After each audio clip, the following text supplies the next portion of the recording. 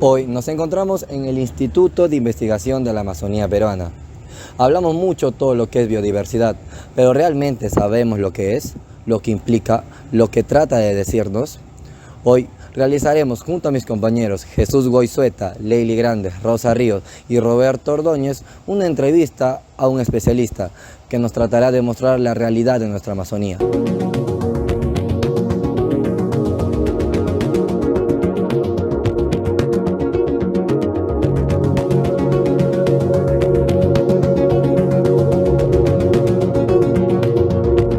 Buenas tardes. En esta oportunidad nos encontramos con el especialista en biodiversidad y manejo de fauna silvestre, el biólogo Pedro Eleodoro Pérez Peña. En esta tarde vamos a hacerles una entrevista, haciéndoles unas 5 preguntas que vamos a estar relacionadas con la biodiversidad. Y para eso le voy a formular la primera pregunta, pero para eso le voy a brindar una introducción a la pregunta. Respecto a la biodiversidad y su valoración económica, ¿cómo repercute la biodiversidad en la economía de la región? ¿Es rentable el desarrollo de la agroforestería? Solamente respecto a agroforestería.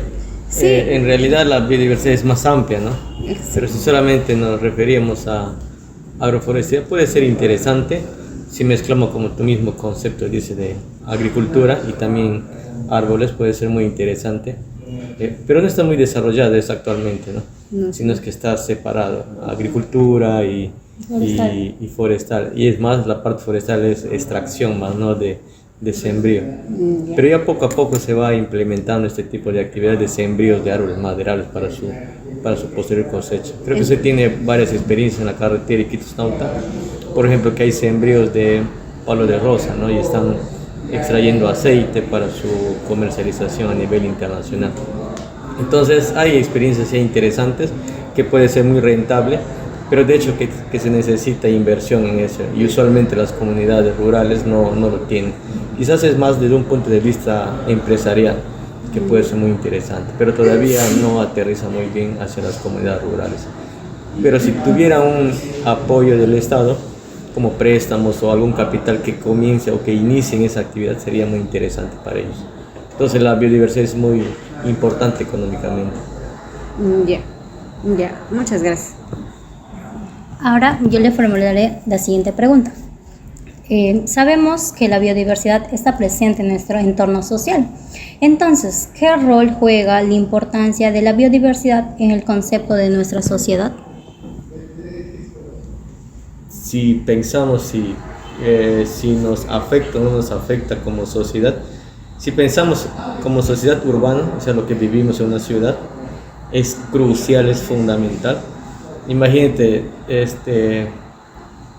si respiramos aire puro, va a ser debido a qué? Por los árboles. Mientras más biodiversidad de árboles tengamos, va a ser mucho mejor. Si respiramos aire contaminado, quiere decir que no hay árboles. Entonces es clave que una ciudad llegue a ser una ciudad verde. ¿Y cuáles son las condiciones para que una ciudad sea verde? Que tenga al menos 10% de área verde. ¿A qué le llamamos área verde? Que tenga cobertura. ¿Y qué le da cobertura a los árboles? Y Iquitos no es una ciudad verde. No llega al 10%, a pesar que somos capital de la Amazonía. Y honestamente selva. Porque no hay árboles, y los pocos árboles que había, los árboles más antiguos, ya se han cortado. Están deforestando. Las plazas con mayor árboles, que eran la Plaza René Lores y la Plaza 28, ¿qué ha sucedido ahí al momento de La remodelación, remodelar, supuestamente? Una remodelación en el concepto que tiene estas autoridades, han talado árboles, ¿no? Como que no eran interesantes los árboles ahí. Sin embargo, son los responsables que limpian el aire para poder respirar mejor. Si no, sufrimos mucho de alergias, de asma, un montón de problemas respiratorios, ¿no? Pero por las plantas es importante. Pero ahora, ¿quién les pone a las plantas? Las plantas no llegan solitas, ¿no? ¿Quién crees que les pone? Somos nosotros mismos. No. Son los pájaros, las aves. Las aves son las que se encargan de dispersar las semillas. Los murciélagos igual se encargan de dispersar. Entonces, mientras haya más aves, murciélagos que se encarguen de dispersar y sembrar estas plantas en las ciudades va a ser mucho mejor. Ah, Una ciudad muy verde va a interesante. tener más árboles, va a tener más aves, y las aves ¿qué atraen? Atrae el turismo, ¿no? sí, Sí. Entonces, si hay turismo urbano, entonces va a haber más mejor ingreso rentabilidad. económico, entonces va a haber más trabajo para la gente. Entonces, es un beneficio de diferentes formas, para nuestra salud, para nuestro bolsillo, para El bienestar que de- parezca bien nuestra ciudad, ¿no? Este, Una ciudad verde. y una pregunta adicional a esta misma. ¿Qué tipo de árboles son los que mayormente nos brindan oxígeno? Usted que es especialista en eso, ¿qué tipo de árboles no se deberían deforestar en estos árboles? Que Entonces, ya no.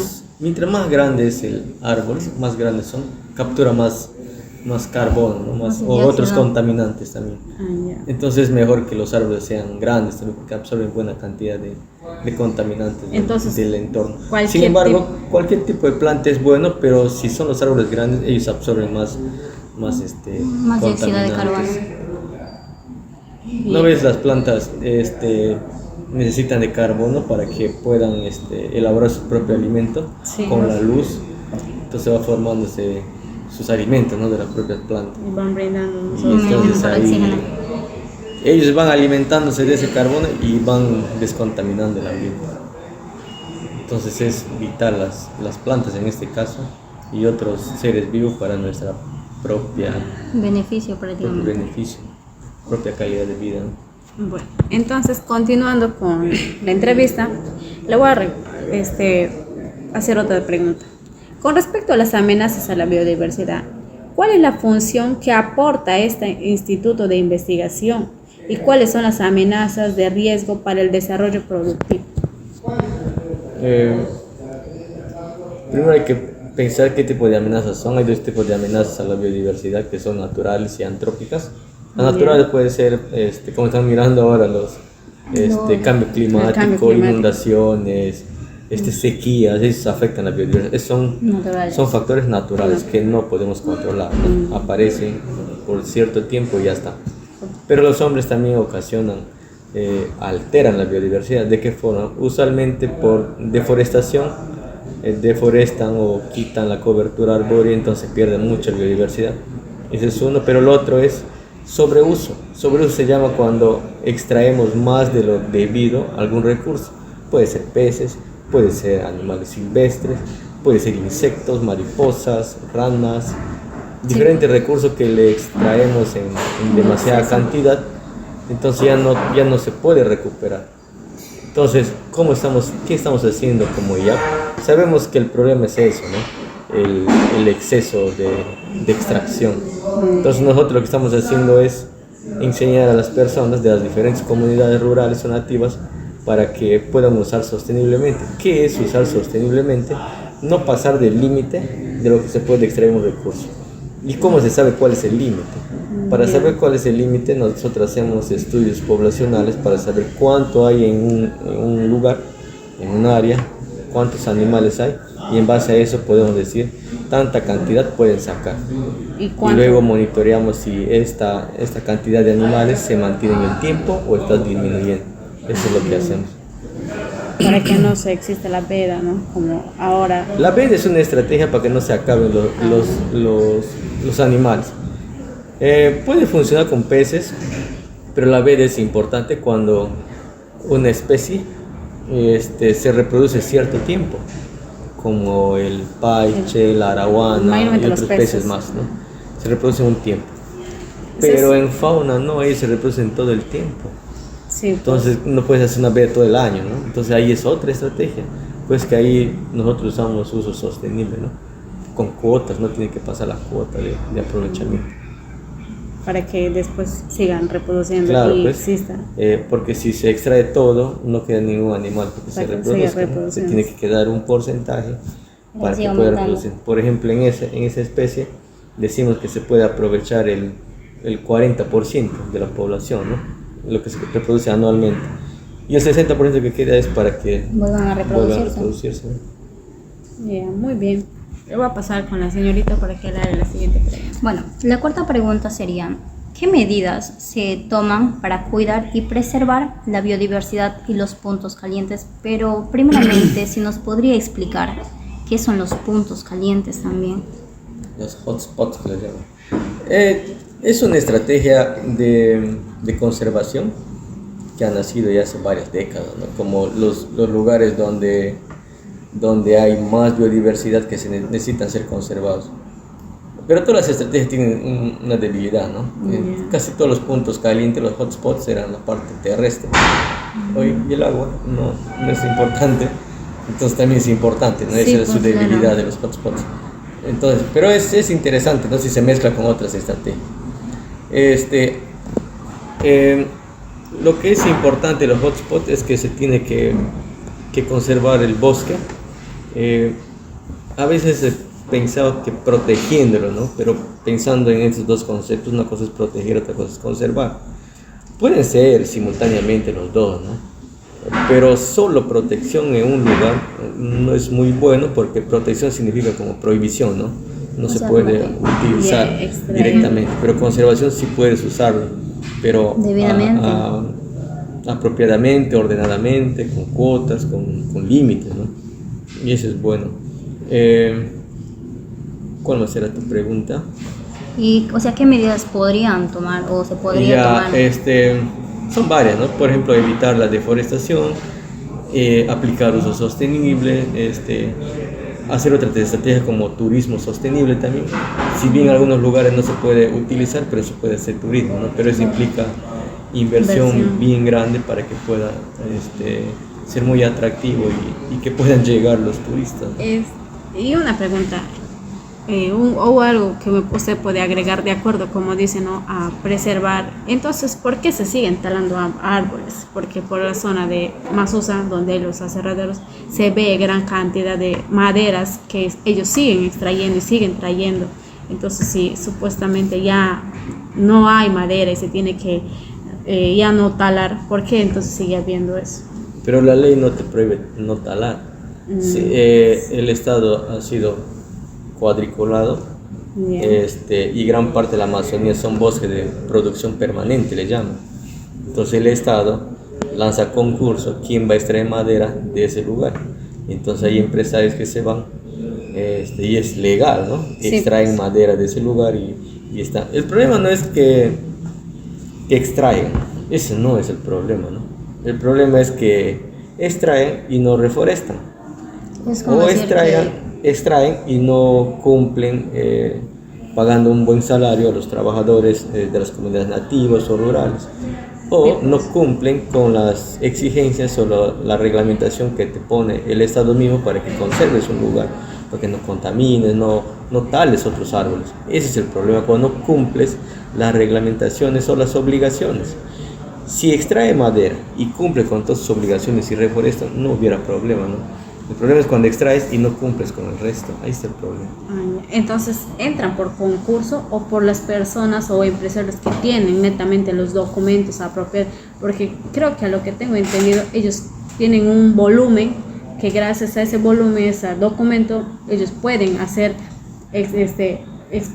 cortar, talar y pueden distribuir. Entonces, claro. Entonces no sería un concurso, sino serían los empresarios que tienen ese tipo de documentos. El territorio peruano le hacen por cuadrículas, ¿no? Por cuadrículas, varias cuadrículas. Y lanza un concurso. ¿Cuál quieres comprar tú? Lanza a nivel nacional. Y entonces te dicen, tú dices, a ver, yo quiero comprar esto.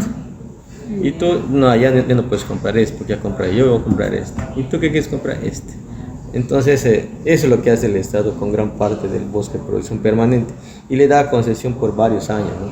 Sí, pues. Pero tiene que cumplir también las obligaciones que tiene esa concesión. Eso le llama concesiones forestales. Entonces, pero tiene un límite. Tiene un límite de árboles, una cantidad tope de árboles. Entonces no puede sacar más de lo que existe ahí. Sí, pues.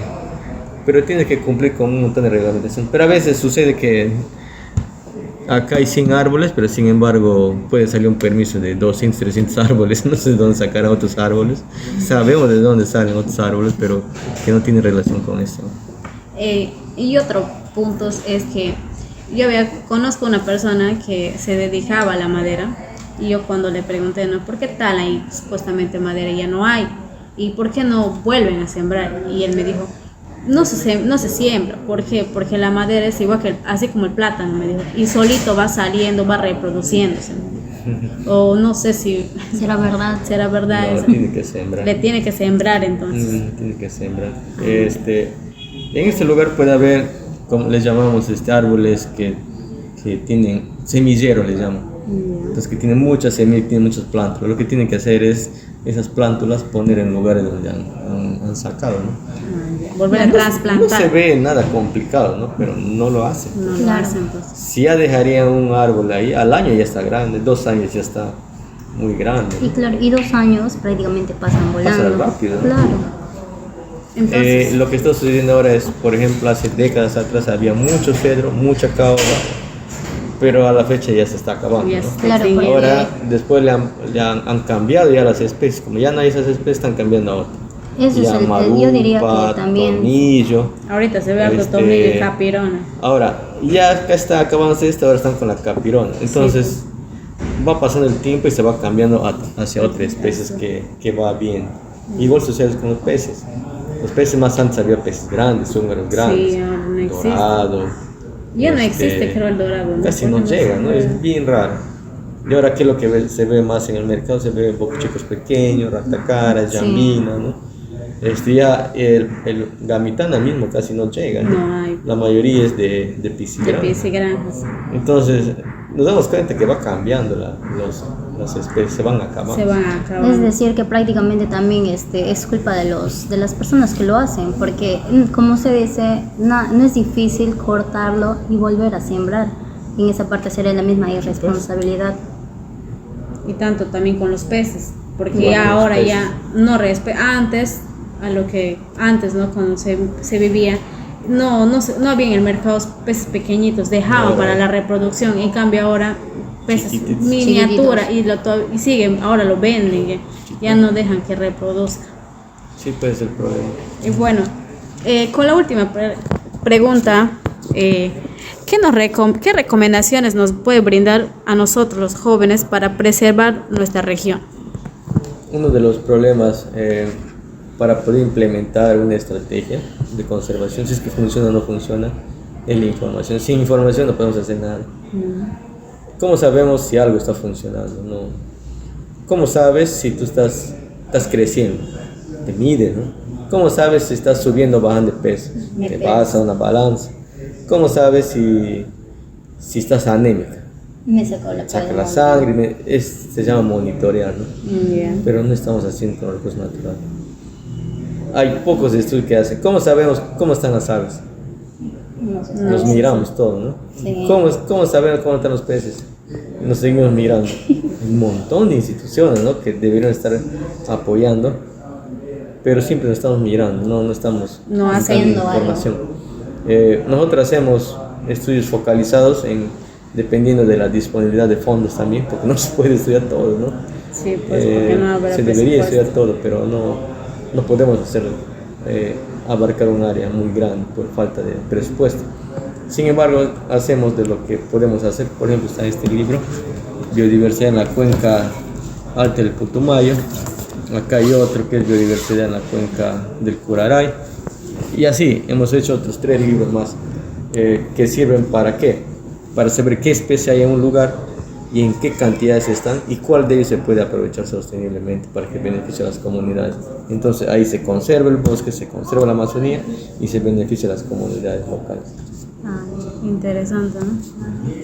Bueno, pues señor Pedro Eleodoro, muchas gracias por atendernos, tiempo. por brindarnos su tiempo y colaborar con nuestra investigación. Y aparte de ya cumplir con un rol académico, ya nos informamos más de acuerdo a lo que es la biodiversidad y todo lo que viene pasando y lo que ustedes tampoco pueden hacer porque no hay presupuesto, como usted lo dice, ¿no? Sí, siempre en investigación es bien limitado. Sí, pues. Entonces la universidad, por ejemplo, con los tesistas también puede aportar buena información. La universidad saca muchos tesistas al año, ¿no? Entonces Sí. también puede ir aportando mucha información, pero también es importante que las tesis sean orientadas a a solucionar determinados problemas que tiene la sociedad. A dar solución. Entonces ahí sería interesante, ahí seguimos avanzando, seguimos avanzando. Entonces, muchas gracias por brindarnos. Gracias. Gracias a ustedes. Igualmente.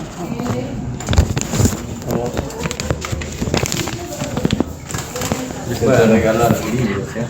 Ay, sí. Queremos seguir grabando, ¿no? No me deja.